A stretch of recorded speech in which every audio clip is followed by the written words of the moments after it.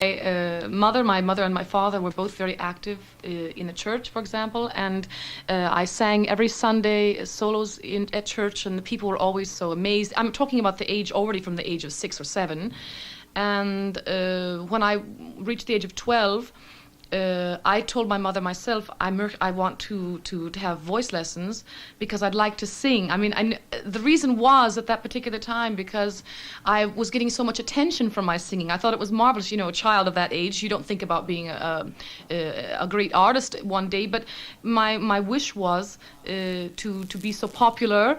And of course, the image of an opera singer at that age, the image I thought of them all having wonderful mink stoles and diamond earrings dripping from them and all sorts of things like this. So it was the glamour sort of side of it and the popularity that interested me at that age. And since then, of course, my motivation has changed because it isn't that way at all. I've unfortunately found out. But that was actually what brought me into the medium. And so from the beginning, even if you started in a church, you wanted to be an opera singer?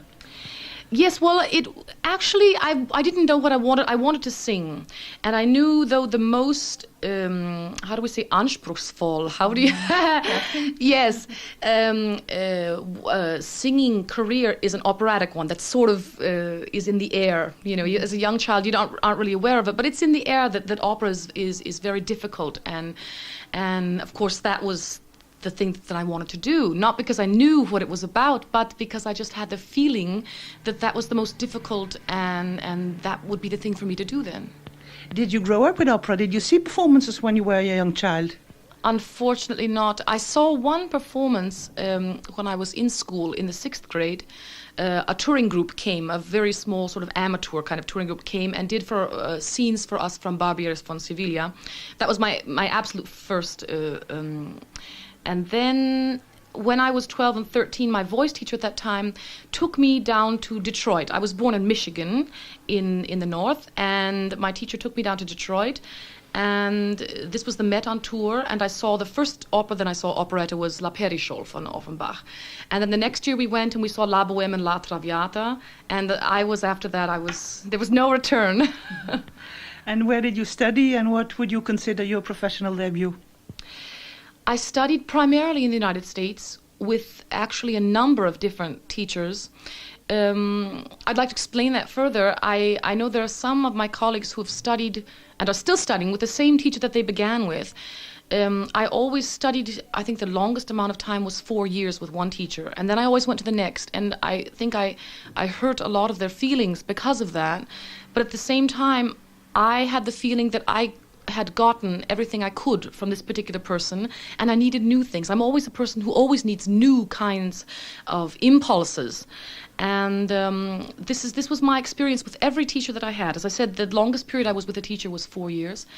And I went from the United States then to Vienna and studied in Vienna for 1 year at the Hochschule for Musik with Hans Hotter, and that was the end of my studies. And immediately after that, I auditioned for the Munich State Opera and was accepted as a beginner, and then I was already on the stage.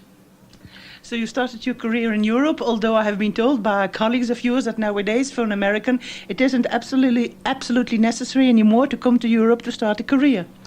I believe that's true. I actually have to correct something. I had done some professional concerts in the United States. For example, I sang with the Boston Symphony under Seiji Ozawa, but my operatic debut was definitely in Europe. I think it was a very good idea to come to Europe. It must have been a good idea because I haven't gone back to the States since. I've been living here for almost 10 years. And it was very important for me to get this, to experience the different culture and the culture that actually produced this art form. And I think that's been one of the most important influences on my career and on my artistic development. There are singers who, especially nowadays, can make a career in the United States, for example. It is, however, still very difficult.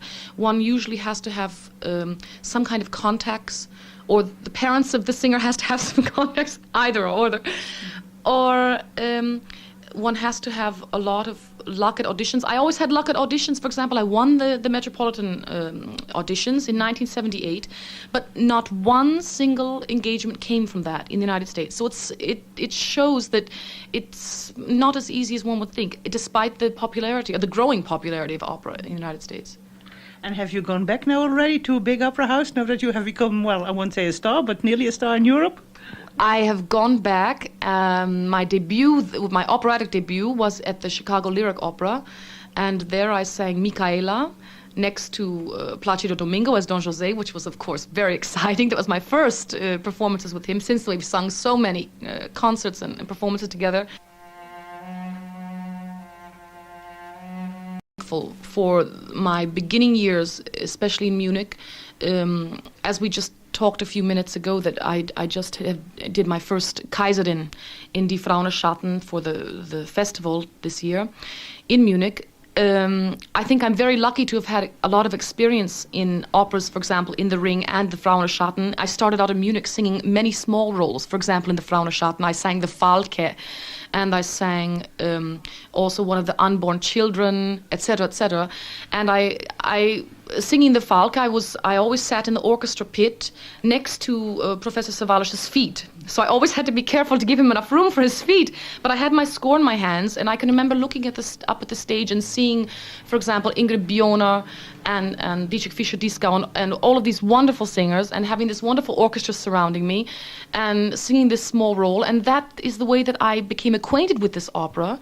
And it's been the most important experience to me, and I think it's a shame that there are quite a lot of younger singers who either start already singing large roles in larger houses, or start in smaller houses and already sing large roles, and don't really have the experience of coming up from really nothing and learning the role from A to Z, and then trying to tackle the larger roles. It's the same thing with The Ring. I sung 6 roles in The Ring already, and I'm sure it'll stay at that for at least for a while. I don't think I'll add another one, but I think that's something that's been this experience has just been very important for me.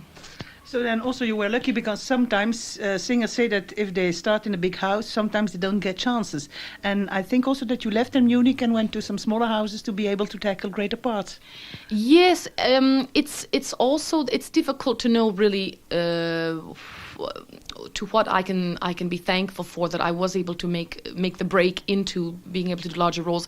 I have to say here that already in Munich I was given 3 major roles in my second year, and actually in Munich they wanted to give me further larger roles. And my reason for going away was because I was afraid that I wasn't ready for these larger roles in this kind of a house with this niveau. And so I left thinking I would get some experience in a smaller house doing larger roles.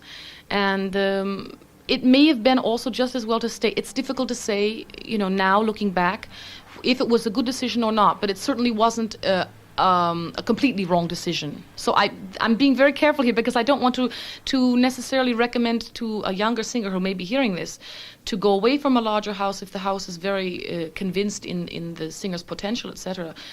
This is something I think the singer has to decide for himself and go into himself and really contemplate what is the best choice for himself.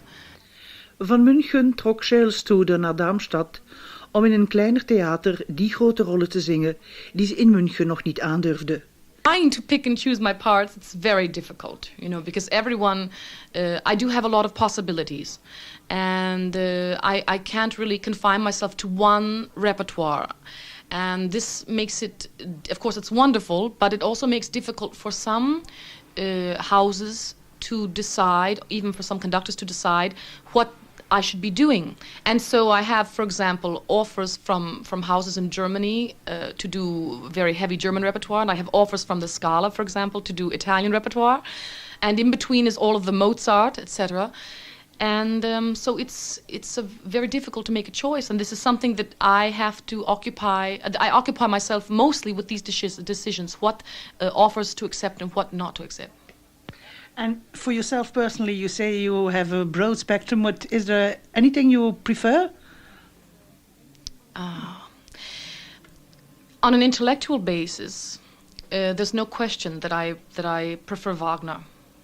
I, however, have the feeling that I don't necessarily have an innate Wagner organ, and it's rather unfortunate. It may turn into that, and actually, I've done very well in the Wagner roles up until now, trying to be very careful, and. But at the same time, I would like to confine the Wagner roles in the future. Not like to, I am confining the Wagner roles, let's put it this way.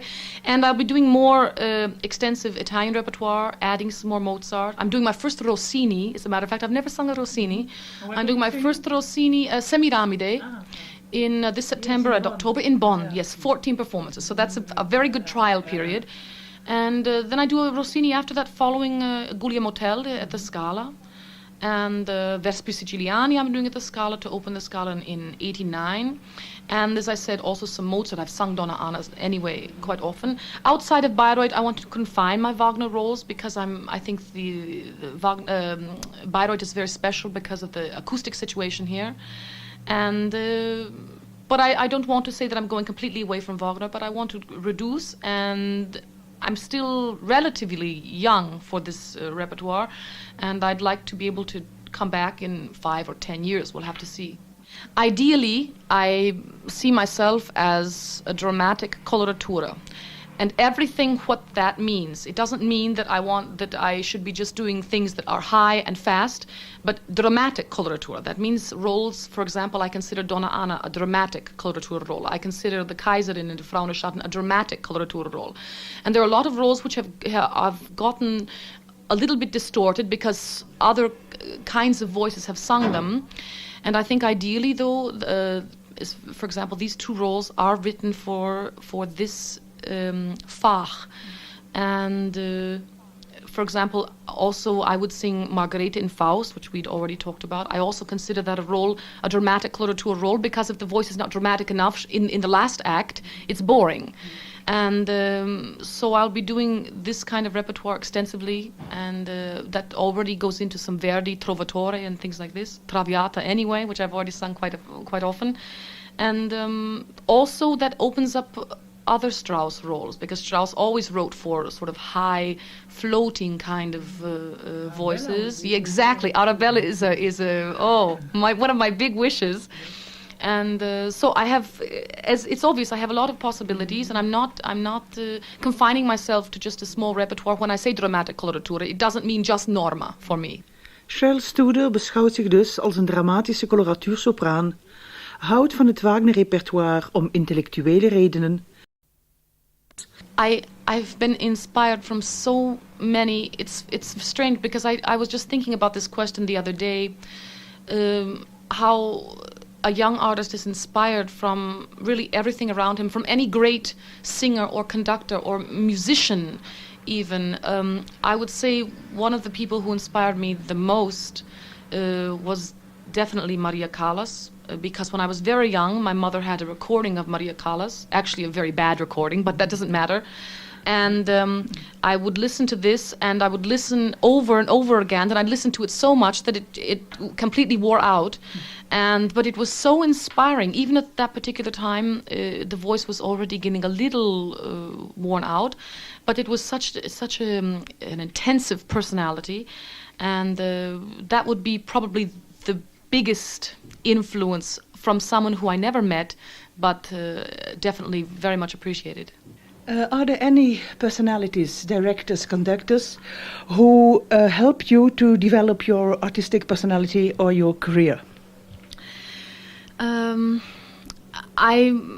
I'd have to say here that I've worked with some wonderful directors, some very famous directors, including Pournelle, who unfortunately has left us now. My debut in Chicago was with Pournelle in his very famous Carmen production. I've worked with Götz Friedrich. I've worked with many wonderful directors. I have to be very honest in this point, and that is that there's only really one stage director who's ever tried to help me further than in the particular production we were working in, who has either recommended me further or who has said, oh, I want to have her in my next production of this and that, wherever. and that was Niklas Leenhoff. And it's very much a shame, but this business is this way today, that everyone is so busy with the development of their own careers that it's difficult for even a very experienced and well-known director to take the time. It's also one of the problems, I think, that especially concerning the directors, because of my figure, that it's not necessarily a modern kind of figure, or not necessarily what someone would choose to have on the stage. That may be also one of the reasons. That's another topic that we could talk about for a long time. As far as conductors are concerned, I really only have 2 conductors that have shown so much interest in me that they have given me things for the next few seasons. And strangely enough, although I've done more German repertoire in my career, there are 2 Italian conductors, and those are Riccardo Muti and Claudio Bado. And in the case of Riccardo Muti, I'm doing most of my productions. Every year I have at least 2 productions at the Scala, and so I have my most work at the Scala. All of the things I do are with Riccardo Muti. As far as Bado is concerned, we've only done 1 concert together, and this was Beethoven's Ninth Symphony, which of course is not a very big work between the soloists and the conductor. But from him, he has shown such interest in me that he's given me many offers for things at the Vienna State Opera, and also for further concerts. And I think he's very excited about me. I'm also very excited about our future work together. CHERYL Studer werkte graag met Jean-Pierre Ponel, maar meent dat regisseurs misschien niet zo positief tegenover haar staan, omdat ze nogal mollig is. Met het orkest van de Scala van Milaan onder leiding van Riccardo Muti, in de romance van Oda Bella uit Attila van Verdi, een nog te verschijnen opname.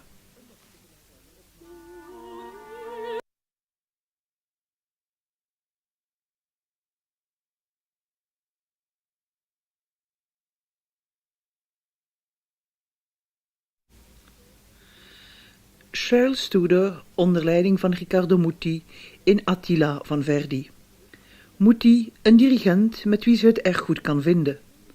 Soms zijn er problemen met dirigenten, meent CHERYL Studer, wanneer die van een zanger partijen vragen die de zanger zelf niet wil zingen. Maar tot hiertoe heeft ze dit op een diplomatische manier kunnen omzeilen.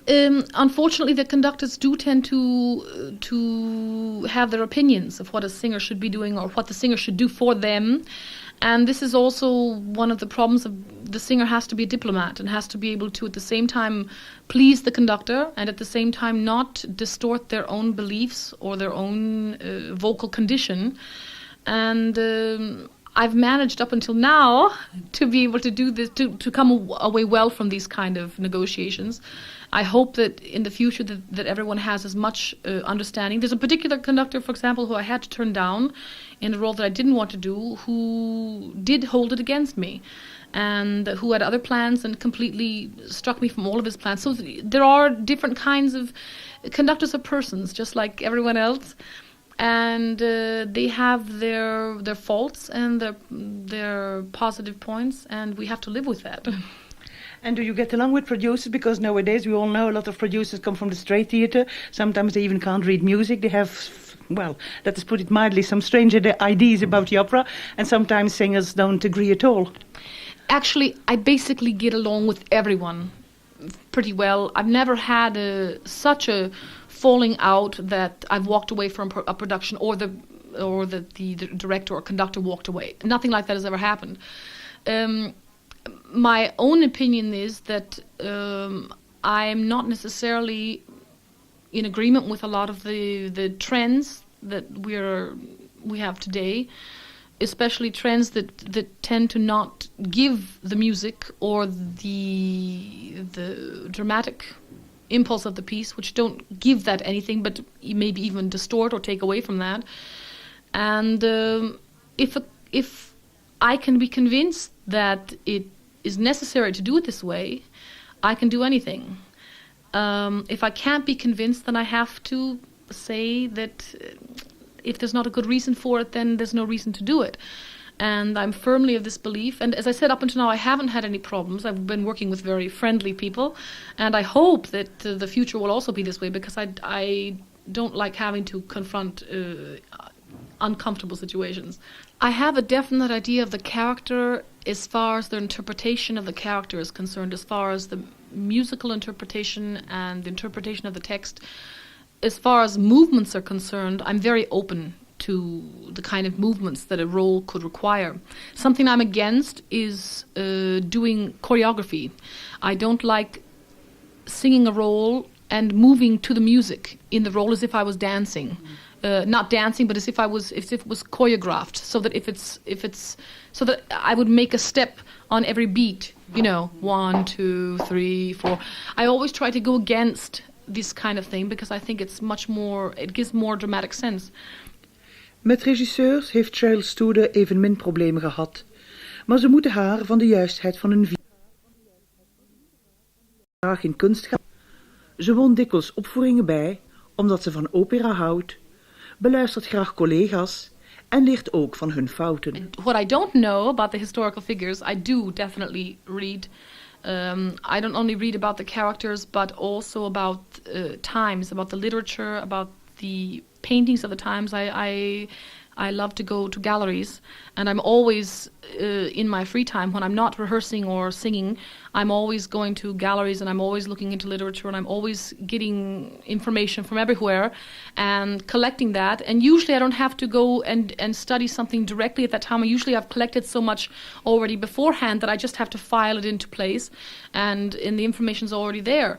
As far as the practical side of learning a role is concerned, I usually begin by reading and translating the text, and then looking at the music. It might be something that might be interesting for you is that I very seldom work with a coach. I found it to be necessary only when I have to do something very quickly, or when this coach is really knows exactly what the conductor wants. Otherwise, I've always gotten into problems that a coach has said something and the conductor comes and has wanted something completely different, and I never know who to listen to. I was always at a loss who really knows, and so now I go on with my own instincts. I also like to listen to recordings of colleagues and singers especially from earlier years. Of course, I don't copy anyone, but I think it's a big help to see how great singers have understood a role. And a lot of times I'm not of the same opinion, I have to also say, but I think it's still important to be aware. I have often seen you in performances, in the audience. I think that's a very positive sign. So I ask you, why do you do it? I love opera. I love opera. I love to hear my colleagues. I love to take part in the opera as in the audience, because I've never lost my love for this medium. I think it's unfortunate that some of my colleagues, actually most of them are young colleagues, my age or even younger, who say, I hate opera or I hate classical music, and they only do it because they realize this is a way for them to make their living, and I couldn't do that. I just couldn't do that. I love it, and if I didn't love it, I wouldn't do it, because there's so many other things I could do. Mm-hmm. And do you think you can learn anything from a performance? Always. Oh, definitely. And strangely enough, usually I learn, because I don't copy anyone, usually I learn from the things that I don't want to do or wouldn't want to do. And it's not because I'm too critical. I am critical, but it's not because I'm too critical or only find bad things, but it's because I don't want to copy. The things that I like, I see are wonderful for that singer. I have other things that I want to do. The things I don't like, I say, oh, be careful, don't ever get into this rut of doing what he or she did.